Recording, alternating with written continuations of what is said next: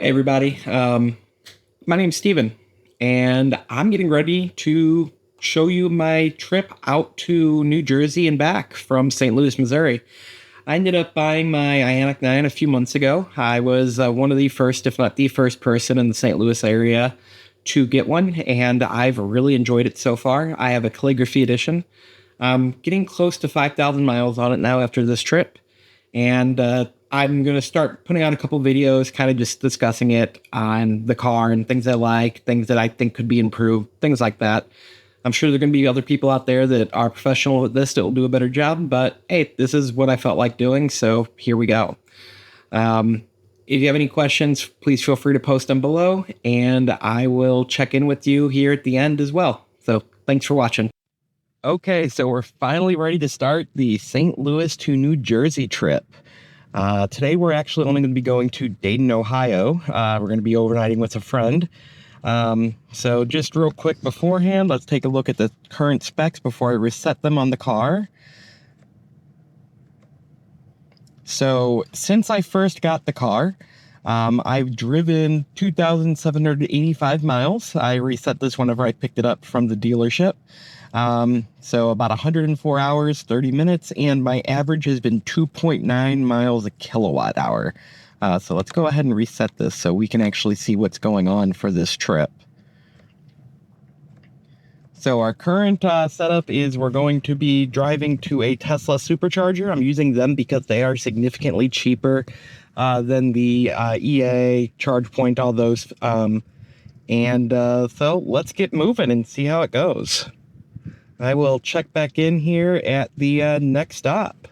We're about 15 minutes into the drive now, and just realized I forgot to point out a couple things. It is 89 degrees outside in St. Louis right now at 9:44 a.m.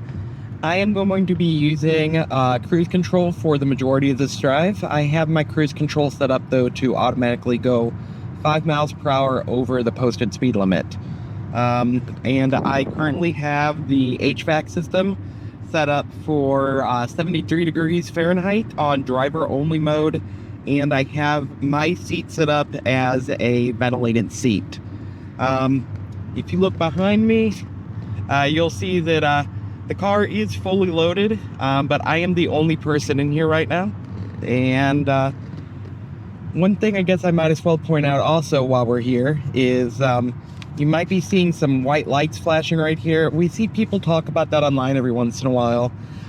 Those lights are the IR sensors to make sure I'm paying attention to the road and go. But so one thing I will point out, since I'm getting ready to change lanes here, is I'm going to actually show you how that happens. So I'm just going to half press in my left stick, and it is going all by itself right now, and it just ended up changing the lane for me.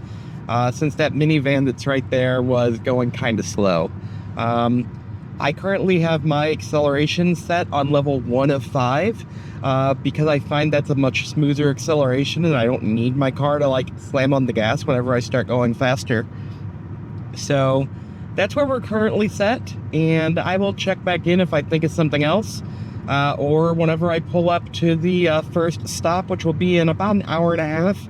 100 miles, 101 mile to be exact, and we can then end up taking a look at the specs on the car, or on the trip I should say, and we can also see how close a better route planner is on their estimation for where I will be. So see you guys here in a bit. Just checking in one other time, I just a few minutes since I did the last one, I forgot to point out one thing that I thought was really nice about this car. So earlier I showed you, and here I'll turn around again. I am not able to see out the back right now. If you look at my mirror, you'll see that it's nothing. But one cool thing that this car does have is the ability to flip it like this, and then you're able to get a view from the rear camera. So even though I do not have the ability to see out the back of the car, I actually still can use a rear view mirror. So the people like me that are used to pulling stuff, it's not really a necessary thing to have that rear view mirror, but I do know there are other people out there that are used to having a rear view mirror, so not having one can feel weird sometimes. So this car does allow you to do that. I am gonna most likely keep it off because no reason for it right now for me, and all it's going to do is use some extra battery. So I don't feel like I have a reason to use it currently. The car's features so far have been doing great though. There have been a few times where the speed limit detection is incorrect. I've noticed that this car is really bad if there's a 70-ton limit on a bridge, thinking that 70 is how fast it goes.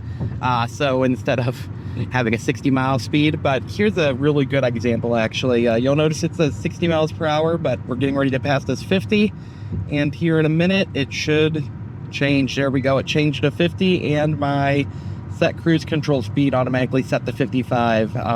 Again, the reason why it changed to 55 is because I have the settings on here to automatically put a +5 on the cruise control. That's one of the settings you can change, which I'll make another video one of these days going over all the different menus and settings and features and things you can do on this particular car.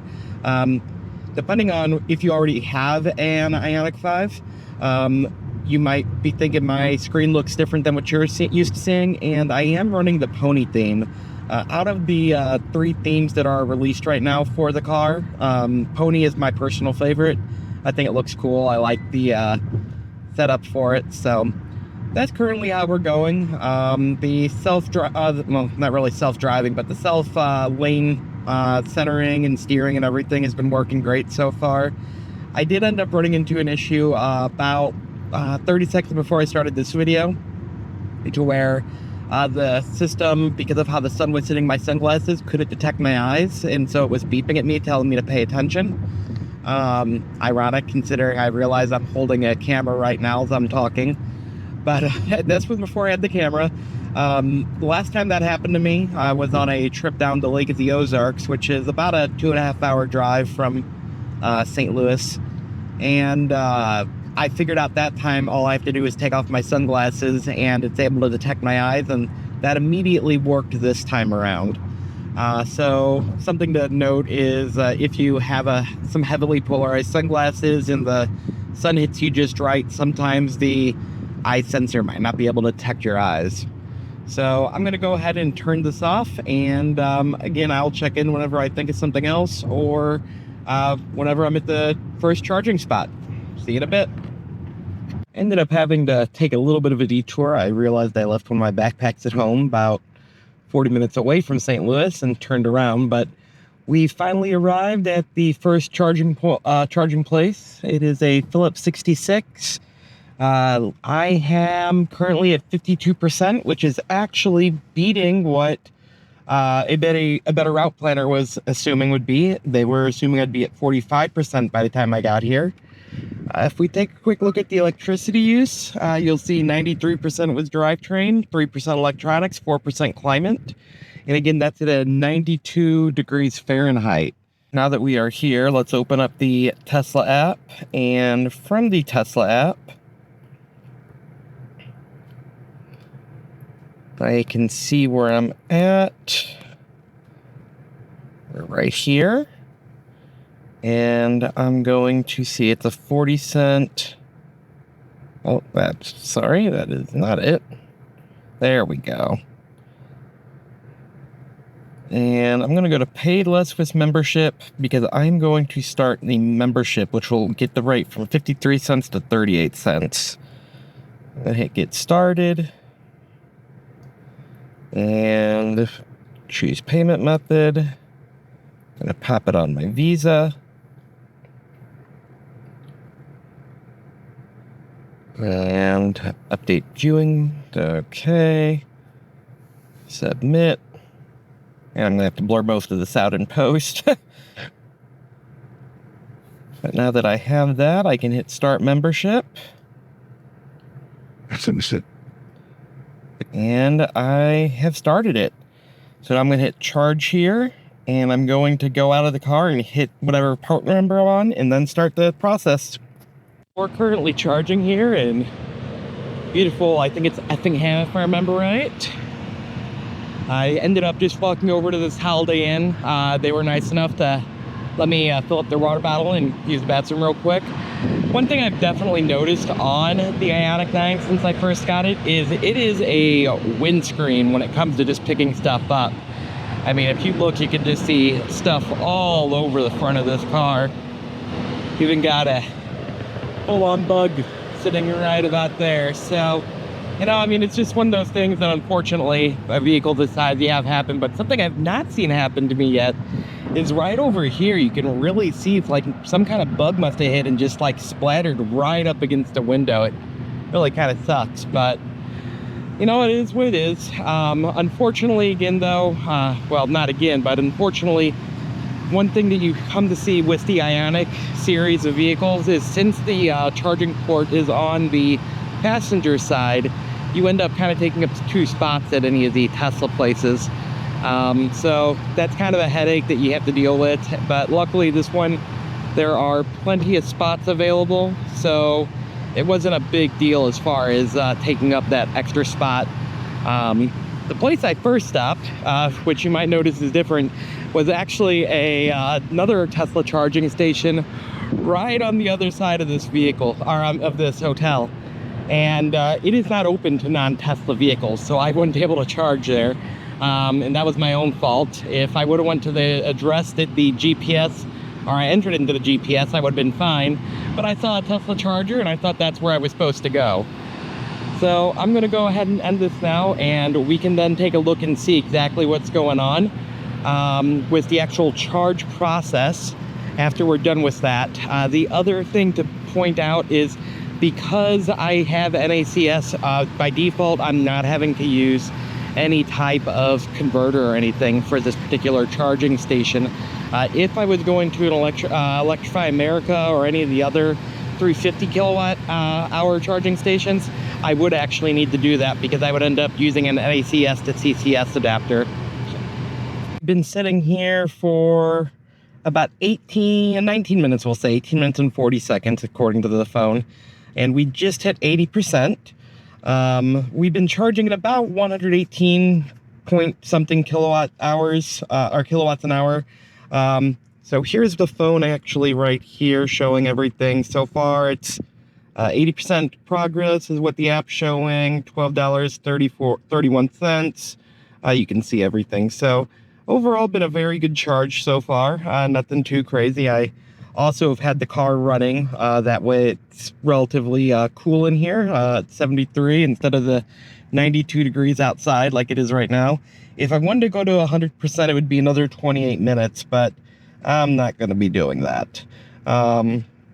So as far as the starting process here, I'm going to most likely get going here any minute now and start heading towards the next place. I'm gonna, let's see, I'm actually adjusting better route planner right now.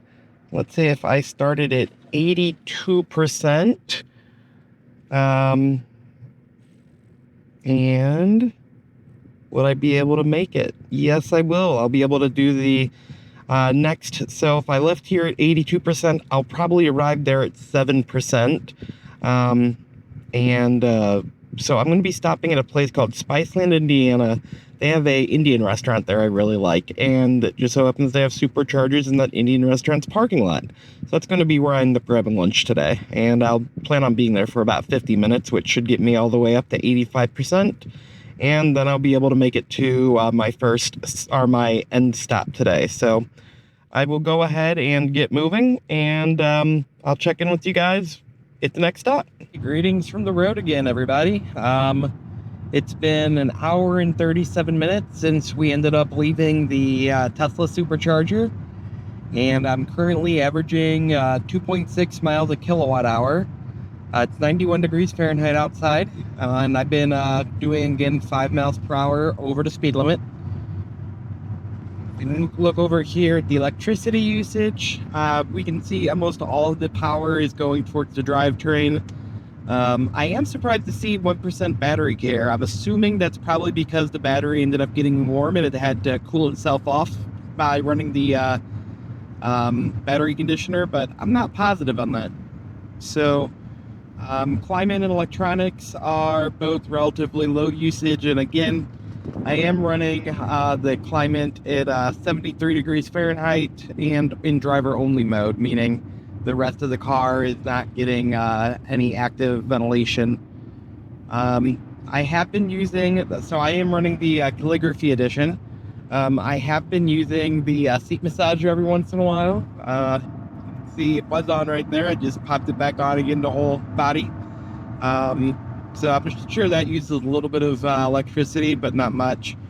I do have the sunroof currently closed. I mean, I could open it, as you can see here. However, I figure that's probably just going to let in more heat, and I honestly don't need it open for any reason.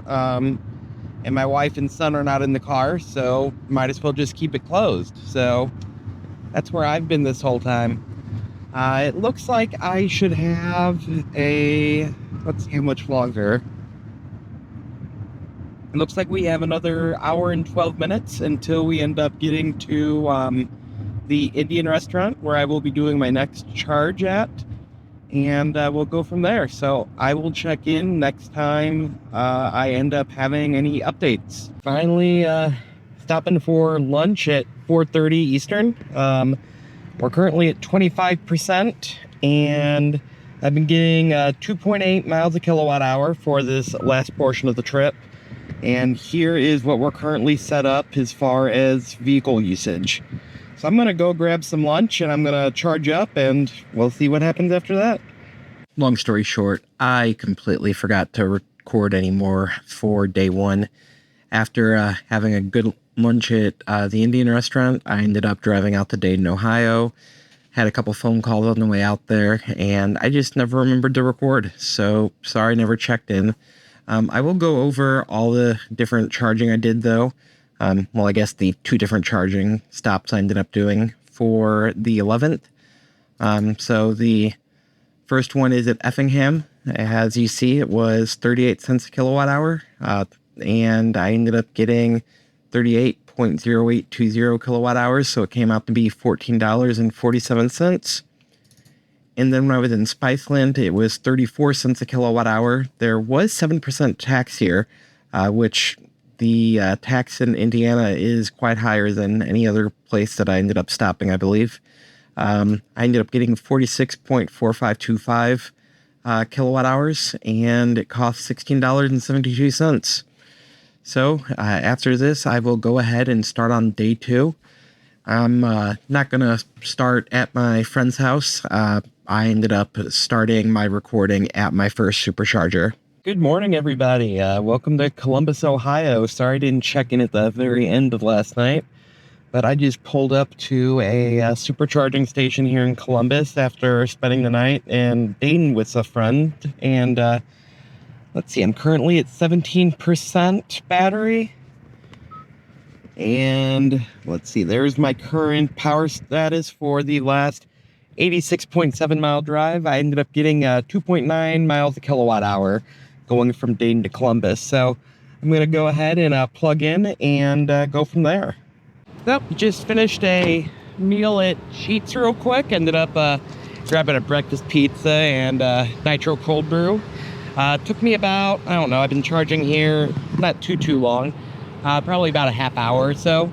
Car just hit 80%, and I'm going to go ahead and start a screen recording on my phone so I can show you how it goes to disable a charge at a Tesla station. So let me go ahead and start that recording here, and we're going to open up the Tesla app. I'm at 83% right now. That looks like I've been here for 40 minutes now. So let's see. I'm just going to hit stop charging, and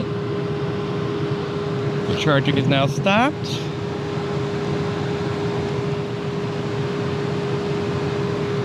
And from here, we should be able to just remove this here in a second. There it goes. Gotcha. And it just plugs straight in here. Boom. And we're basically set. So this is actually one of the first Tesla stations I've seen that has pulled through, and it was relatively active. Because again, the Ioniq series cars all have their charging port on the passenger side. I always try and park at the end, which unfortunately is a lot of times a handicap area, but that way I'm not taking up too much room for the other Teslas. And then I was literally just right over there at Sheetz for lunch. So I'm getting ready to hop on the road again, and I will check in at the next stop.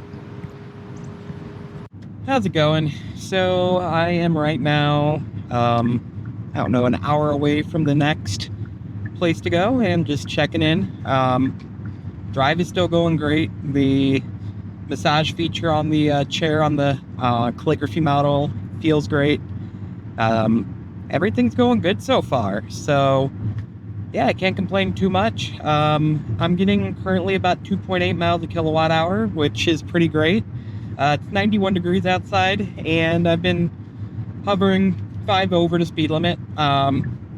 Actually going right at the speed limit right now, because the car in front of me is only going going the speed limit. So now I just ended up changing lanes, and I am passing them slowly but surely. So yeah, no, everything's going good so far. The car has been an absolute dream to drive in. It basically drives itself. It's great. I mean, it gets mad if you keep your hands off the wheel for too long, but it's navigating everything great. I was in a little bit of traffic earlier, and it was able to slow itself down to a stop, and it just kept on moving forward for me. I didn't have to think at all about it. I know some people like that, those people don't. Personally, I love it. So hopefully this is able to come up in the video.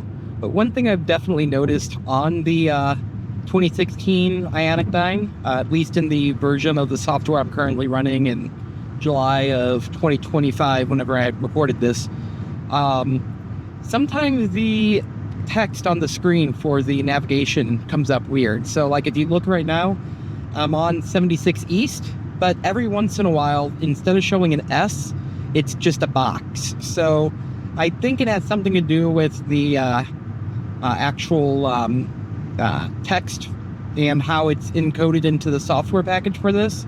So I'm sure it's going to be fixed in some update sooner or later. But I don't always see it on East. Sometimes I see it on West. I've seen it a couple different times, and it's just one of those weird oddities.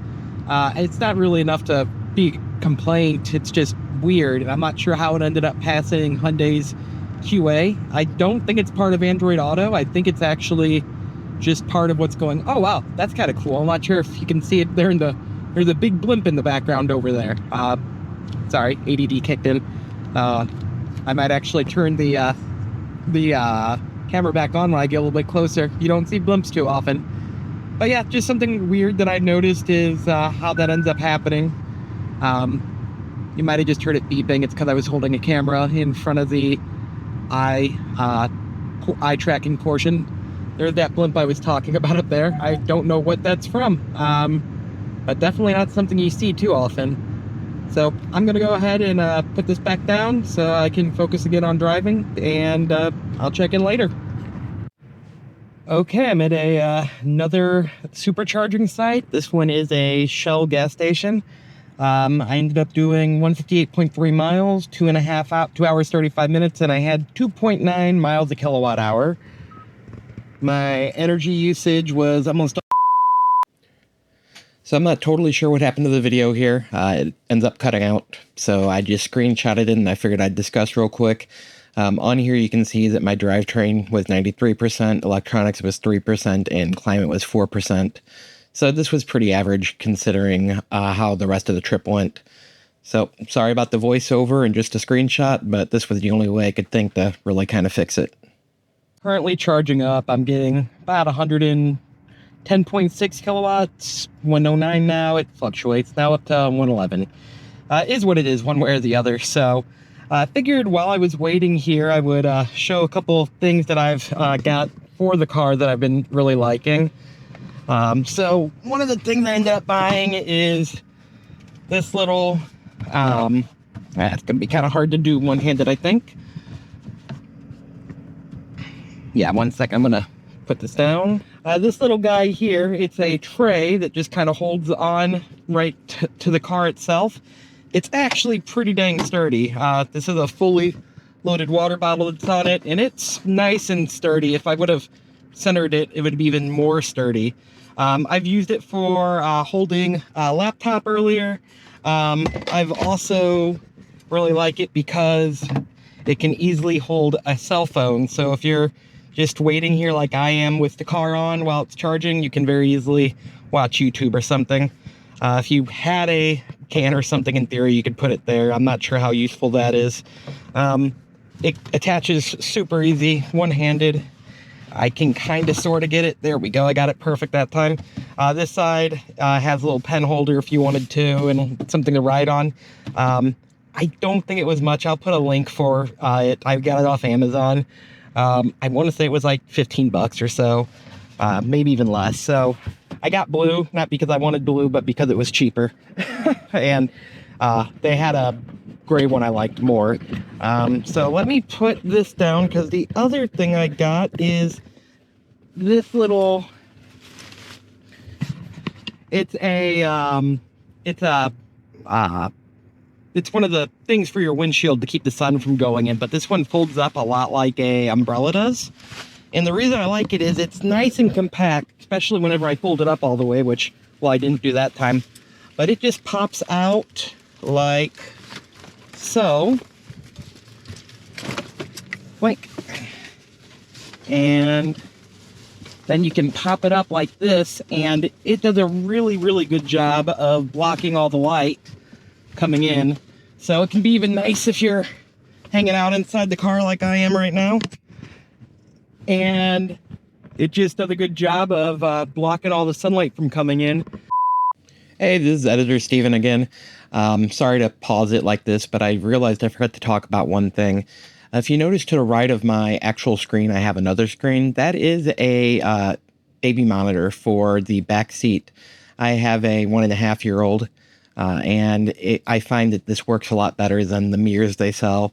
I was able to find this on Amazon for $25.99, and I've been using it since he was born in September of 23, so it's been working great. I just wanted to tell you what that was real quick. As much as I love the actual windshield, or I'm sorry, not windshield, sunroof of the car, I mean, it's massive. It really kind of opens it up. It does let in a lot of light and a little bit of heat. So most of the time, unless I have my son in the back seat, or if I start getting claustrophobic, I just keep it shut during the day. Nighttime, I normally open it up. Again, you can kind of see in the back there how much stuff I have. It's a very, very packed car right now. But while this is going on, I'm now all the way up to 61%.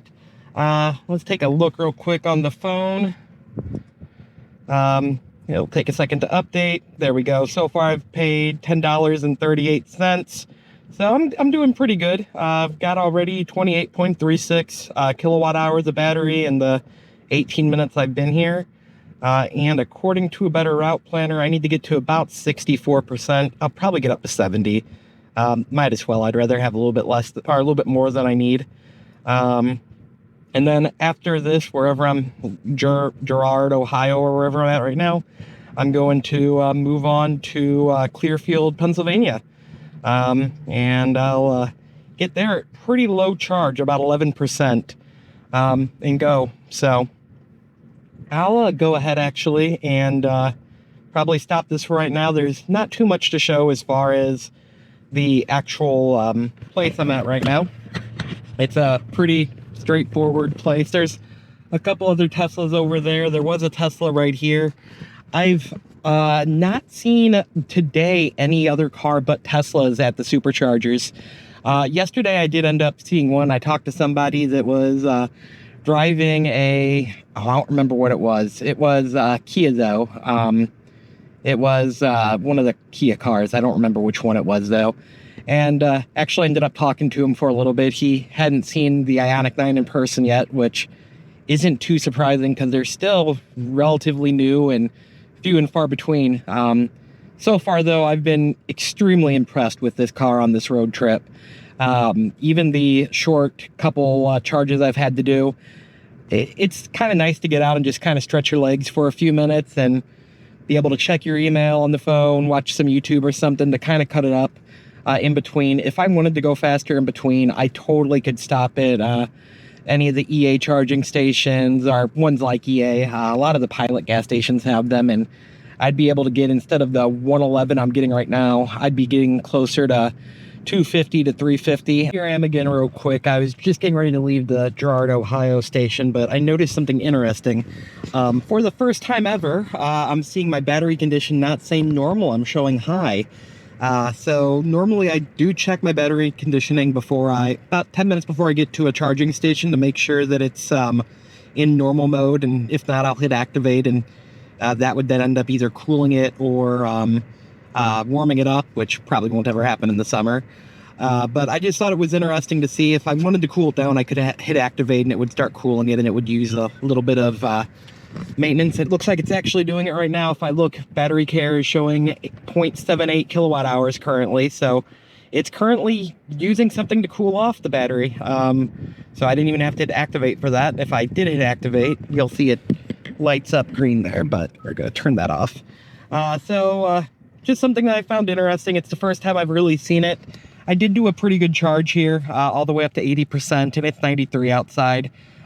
So that's probably why. I'm not worried about it or anything. I just thought it was interesting. And it's the first time I've seen it so far. I'm right now in between charging points. I have another hour and 3 minutes or so to go. And I just wanted to show something kind of cool going through the this construction area here. I currently have my cruise control set for 75, but as you notice, I'm only going 40. Earlier I was in complete stop and go traffic, and the car is able to completely navigate the stop and go traffic, no problem. If the car in front of you stops, it stops. If the car in front of you moves, it will match the speed of the car in front of you. So stuff like that is just really nice as far as the trip so far, and just kind of putting less stress on you as a driver as you drive. I mean, it's not full self-driving, nor would I want it to be full self-driving, just because, well, I mean, I don't know, personally, I'm not ready to fully trust a car for 100% self-driving, but this has been really nice, kind of like as an in-between, to where it's able to do the steering, it's able to control the speed, and then you just have to keep your hand on the wheel and kind of just make sure everything's going good, and it so far has been working great. So just figured I would check in real quick and kind of show how well that's working and how well this has been working through this construction zone here. And yeah, I'll check in again next time something comes to mind that I want to share, or whenever I get to the next charging station, so I can show you what my current average and everything is. So yeah, yep, I'll see you later. So just still driving. I got another 48 minutes left, but I just thought this was kind of funny. Not often you see a smart car on the back of a, well, it's not even a tractor trailer, it's just a tractor. And it's just in there perfectly. I'm not totally sure what the story is behind that, but I just thought it was kind of funny. And I am now passing it. So, see you later. This is the last charging spot in the middle of nowhere, Pennsylvania. Looks like a brand new Dunkin' Donuts. I am the only person at this Tesla Supercharger area. Tons and tons of room. For this last portion of the trip, here's everything. So 94% drivetrain, 2% electronics. I was charging up some batteries, so that's probably a lot of the electronics. 3% climate, and it's 90 degrees Fahrenheit this whole time, so a 1% battery care. One thing I did find interesting is for quite a while on that last portion of the trip, my battery temperature was considered high. So here's some information on it. Now we're back down to 84. I'm sure it's going to go up quite a bit. So just to give you an idea, that was 180.8 miles, 2 hours, 40 minutes, and 2.7 miles a kilowatt hour. So I'm going to go ahead and start charging and then run inside, probably grab a donut, go to the bathroom. It is 8:24 right now, and I am currently coming down from the Poconos. One thing that I kind of found that was interesting is I've actually been able to watch my percentage go up because I am taking so much energy back right now. So I've been I've seen the drivetrain actually give me up to like negative 24 kilowatt hours, or kilowatts an hour. If you actually look here, you can see that the energy history has actually ended up going up and was stabilized for a short while. So just something I've never seen before that I thought was kind of interesting to see. It makes perfect sense why it's happening, but I don't think it's too often that you're going to end up seeing this unless you are driving through a mountain range. Because, I mean, that takes a lot of energy to make it actually go up a percentage point. So that's it. I'll see y'all later. Okay, we are finally done with the trip. I did have to make a quick stop on the way because I had to stop at a rest area. So this is what was between the rest area and the end, which is right here. So 64.2 miles, 1 hour, 13 minutes, 3.5 miles a kilowatt hour, which is amazing. But since the last charging was 160.4 miles, 2 hours and 37 minutes, and 2.9 miles a kilowatt hour. All in all, going from St. Louis, Missouri to St. Louis, Missouri to New Jersey, it was 1,013.4 miles, 17 hours, 8 minutes, and 2.9 miles a kilowatt hour. So not too bad at all. I'm going to go ahead and start unpacking, and we'll see how this all adds together.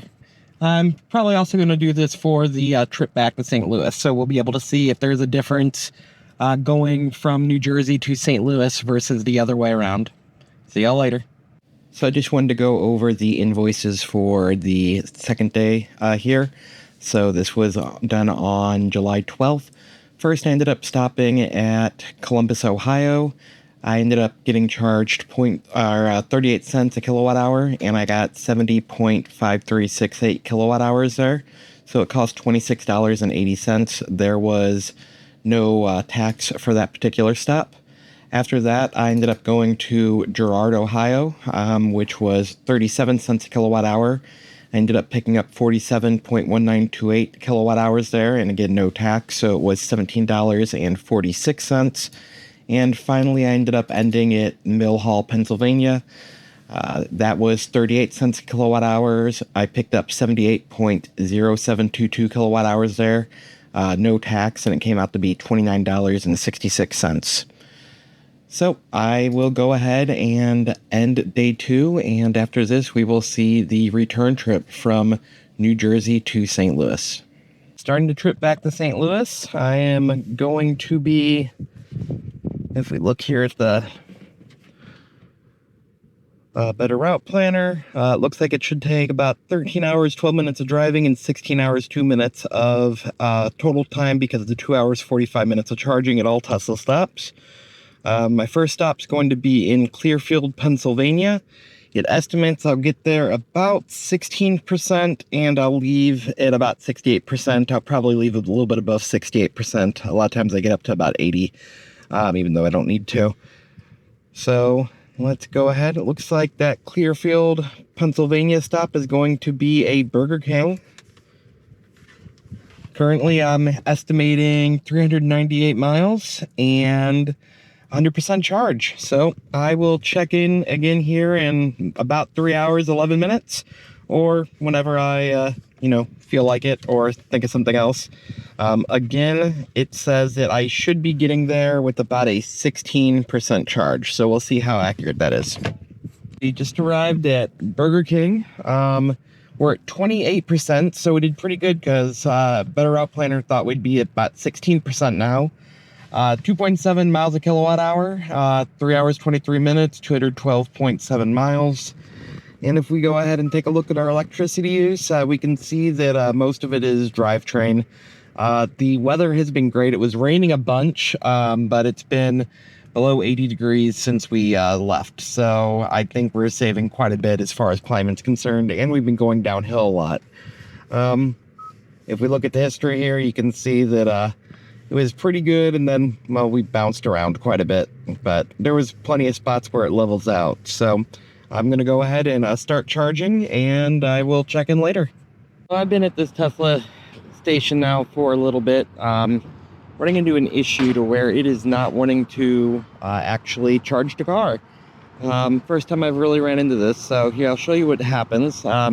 So from the screen, we'll go to find a charger, and it will find Clearfield, Pennsylvania.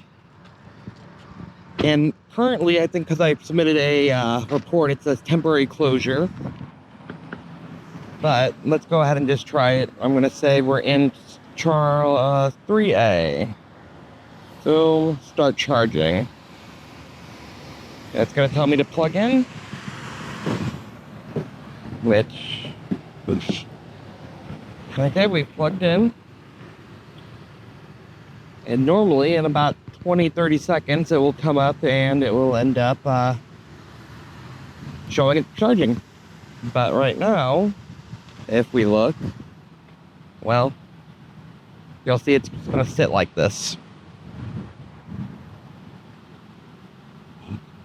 And I've actually tried a couple different chargers here, alright, charging stalls here. This is the this is the 5th one I've tried. So hey, you know what, if it works, because I'm recording it, that'd be awesome, but I don't think it's going to. Sorry if you have some noise in the background, I'm sitting right next to a car wash, so what will most likely happen here in a minute is it's going to say lost connection to charger. There it is, just came up. So I literally just got done rebooting my phone, so I know it's not an issue with my phone. The car, I've not had any issues charging at other Tesla Superchargers. I take that back. The first time I ever tried charging, a couple months back, I had an issue similar to this, but as soon as I unplugged and plugged back in, it started working. So I don't know what's going on at this one, but it means I'm going to have to try and hopefully find another place to charge. And should be tons of fun, right? Okay, I'll see y'all later. So we are at a Love's right now, and I am charging at a ChargePoint, averaging about 225, now I'm at 226 kilowatts an hour, so a lot faster than the Tesla charging. It looks like to get to 80%, it's going to be about 20 minutes, so that's great. 48 minutes if I wanted to go to 100, which I don't. So yeah, I guess real quick I can show you the setup for it. Here we go, and you can see it going. It looks like these guys use an Omniport, so it can use either NACS or CCS. I'm just using CCS because I already had that adapter out and plugged in by the time I saw that it was an Omniport, so in theory I shouldn't need that. Shout it.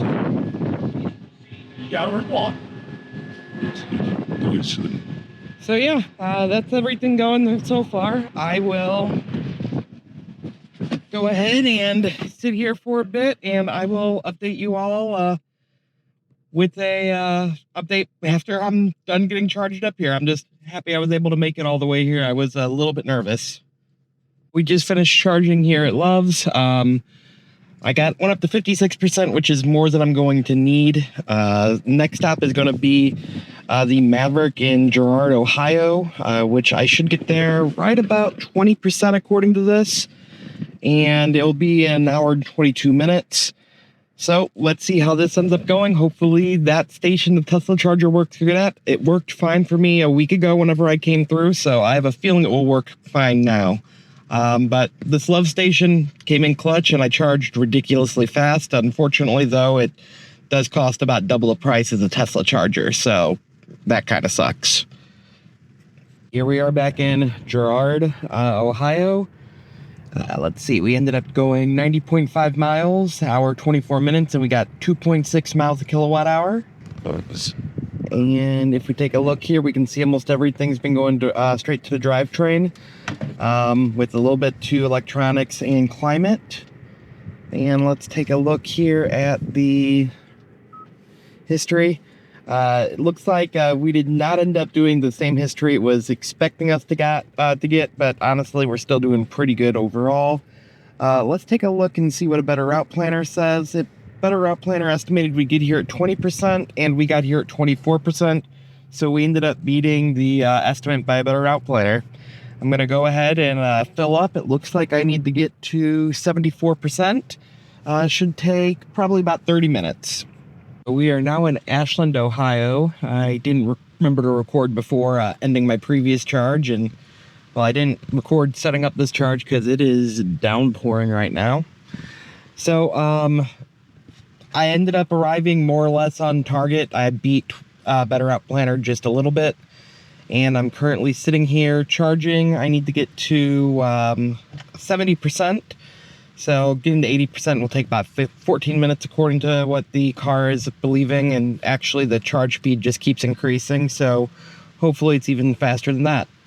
After I end up leaving here, I'm going to be going to Columbus, Ohio. So that's only about an hour away. And from there, I'll end up going all the way up to 80%. And that will get me all the way to Spiceland, Indiana, which is where I'll stop for dinner, assuming I can get there in time. So I will check in at Columbus, Ohio. I think I might have missed a charge earlier, my bad. But I just arrived in Spiceland, Indiana. Stopped here on the way out as well. Always like stopping here because this Indian restaurant is amazing. So I always call ahead about 15-20 minutes before I get here, and I think they're 24 hours. I've never seen them closed. Anyway, I ended up beating the percentage by about 9% this time around. Better Out Planner thought I'd have about 30%. I currently have 39%. I got an average 2.6 miles a kilowatt hour over the last 124.1 miles, hour and 55 minutes. And here's my usage stats. So overall doing pretty good. I mean, it helps that it's only 74 degrees outside, so I have next to nothing as far as climate's concerned. If I look at range history, you can see that I'm more or less on track for what the car thought I would be doing. So I'm going to go grab dinner, and I'll be back later. So I didn't go with my normal lamb biryani. I ended up going chicken tikka masala and garlic naan. This place is pretty cool. You can get your thumbs up here, which is always nice. They also have it in glass bottles back there too. And then they have a pretty good selection of random other stuff too, which I always kind of find crazy. But figured I'd show you what's for dinner tonight. Okay, we are at the last charging stop of the trip. This last portion, I did make a pit stop, so instead of current trick, I'm going to look at after charging. So I did 2 hours, 47 minutes since having dinner. I got 2.6 miles a kilowatt hour, 182.7 miles. Like I said, I did make a pit stop here 53 miles ago. I only got 2.3 miles a kilowatt hour on that. The reason I'm showing you that is because that's going to affect this graph here. That shows how much everything's being used, and as we look, we can see that my estimated line for what I was going to get for distance empty did not hold up at all to what we actually ended up getting. So the good news is, though, I did end up beating a Better Route Planner. It thought I would come here at 12, and I have 17%, so that's a plus. So I'm going to go ahead and charge, and hopefully I'll be on my way. Okay, we finally made it home. It's been pouring the last bit of time. That last portion of the trip, 110.1 miles, 1 hour 44 minutes. I averaged 2.2 miles a kilowatt hour. I did end up having to cut that in two, though, because I ended up stopping because I was starting to get tired and I wanted to walk around for a minute. So here's what my last portion of the drive looked like. And here is what was going on as far as how the power was used. And then range history we can look at. It looks like that was pretty good. I was supposed to get back with about 5% battery, and I got back with 10% battery. So I, again, ended up beating a Better Route Planner, even though my average was absolutely horrible. So for the entire trip,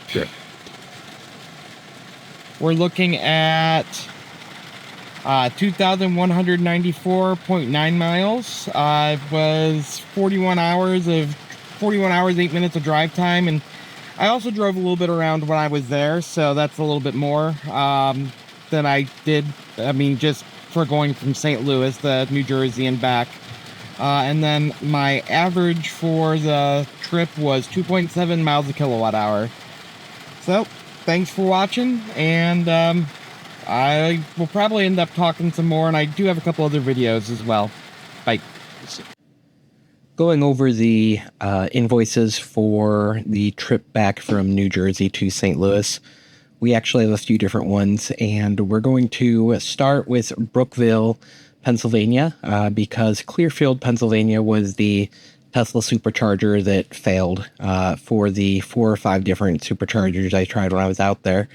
So Brookville, Pennsylvania, that is a ChargePoint charger that was set at a Love Travel stop. It was coming out to be 50 cents a kilowatt hour, and I ended up getting 52.0036 kilowatt hours there. And there was a 0.02% tax, so that came out to be 89 cents, which was a total of $26.89. After that, I ended up going to Girard, Ohio. Girard, Ohio was 37 cents a kilowatt hour, and I got 61.6986 kilowatt hours there. And that came out to be $22.82, and there was no tax on that. After Girard, I ended up going to Ashland. Ashland, I ended up actually having 2 charges at. The first one ended up failing, and I had to restart it. So this first one was 37 cents a kilowatt hour, and I only got 3.8588 kilowatt hours there before it failed. So that cost me $1.42.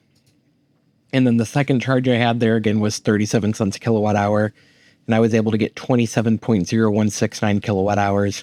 It came out to cost $9.99. The failing is something I saw a couple different times on this trip coming back to St. Louis. And I think it has to do with the fact that I was charging in the rain. The trip back to St. Louis was extremely rainy, and there were multiple times where I wasn't able to see maybe 5 or 10 feet in front of the car. So I'm wondering if that could have been the reason why I had so many charging places fail for me. After Ashland, we ended up going to Columbus, Ohio. The first charging here, it was 36 cents a kilowatt hour. The first time I charged, I got 3.3326 kilowatt hours. It cost $1.19 because there was no tax. The second time I tried charging was the bigger charge here. It was 36 cents a kilowatt hour, and I got 31.2711 kilowatt hours there, which came out to be $11.25. Next was the Spiceland charge. This one I actually let it charge for longer than I needed to. However, I did that because I was having dinner, and dinner I really enjoyed. So the cost here was 34 cents a kilowatt hour. However, there is a 7% tax on the Spiceland, Indiana charging. So I guess Indiana must have a state tax on charging electric vehicles. I got 54.7174 kilowatt hours, so it came out to be $18.40. With tax, it came out to be $19.69. After that, I ended up doing Effingham, which Effingham actually had 2 charge failures happen, but it was raining relatively hard while I was in Effingham. So the first charge was 3.5371 kilowatt hours, and there was a 0.33% tax here, and the cost per kilowatt hour is 38 cents a kilowatt hour. So the first charge was $1.34. The second charge, I only got 3.5781 kilowatt hours. So there was 1 cent tax on that. So that came out to be $1.35. And then the long charge here was 34.3494 kilowatt hours. So that came out to be $12.94 with 11 cents tax. So the total price was $13.05. And then after that, I came home and I ended up filling up at my house for, I don't know, probably like 16 cents a kilowatt hour, maybe a little bit less.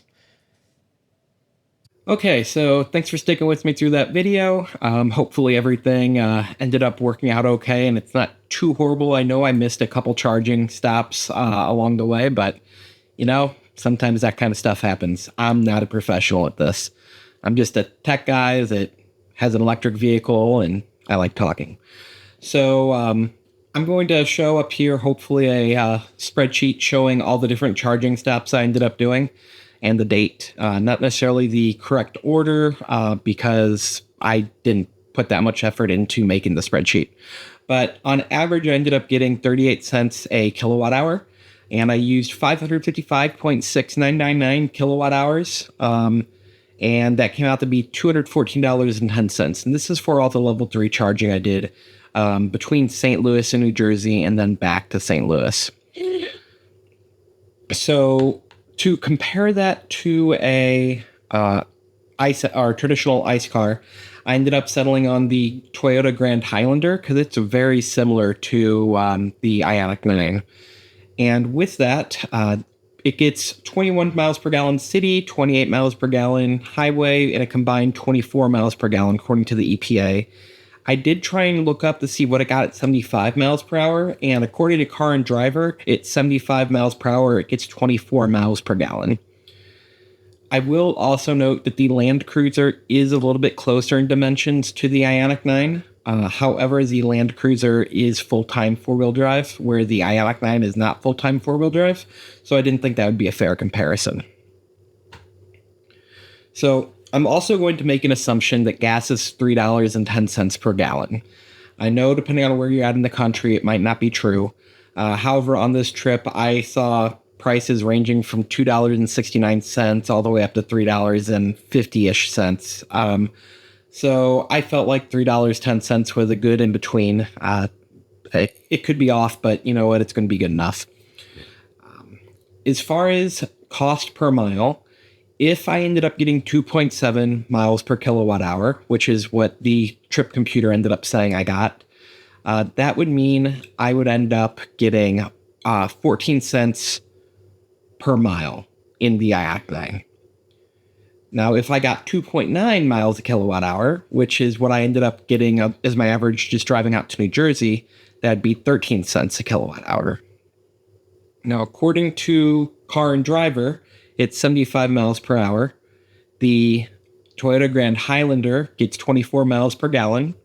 So at $3.10 per gallon, that comes out to be 13 cents as well. If I were somehow to be able to do the 28 miles per gallon the entire trip, at $3.10 per gallon, we'd be looking at 11 cents a mile. So there would be some savings in using an ICE car instead of an electric car, or at least an electric car as large as the Ioniq 9.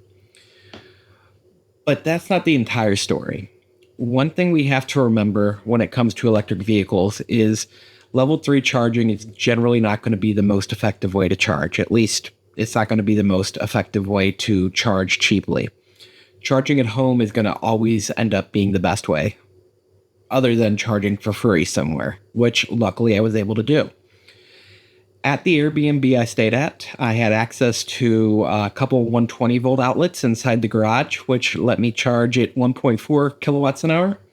And I also had access to a plug for a clothes dryer, which was right on the other side of the garage door.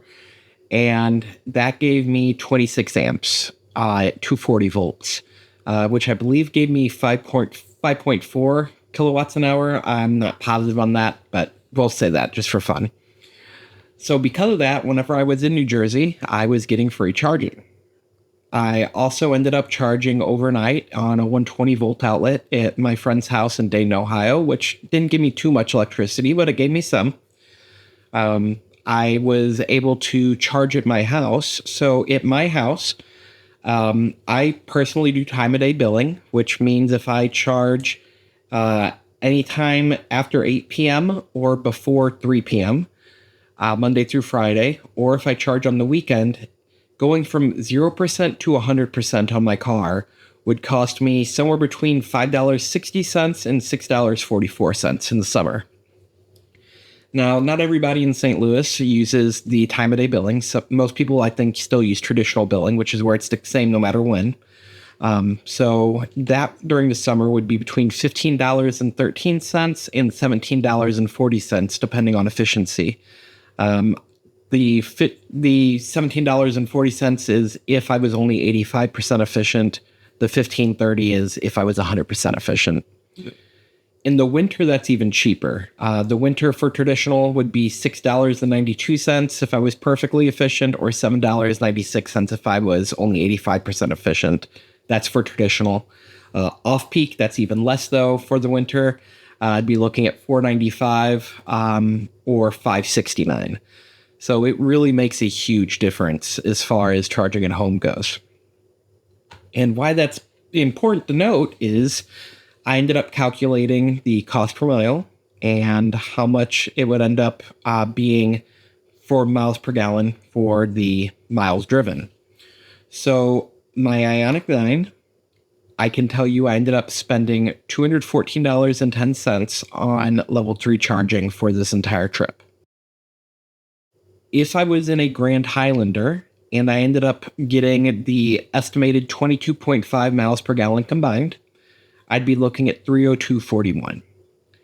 If I got the 24 miles per gallon combined, which is what the EPA estimates I'd get, I'd be looking at $283.51. And let's say if somehow or another I was able to smash it and get 28 miles a gallon the entire way in that Grand Highlander, I'd be looking at $273.14.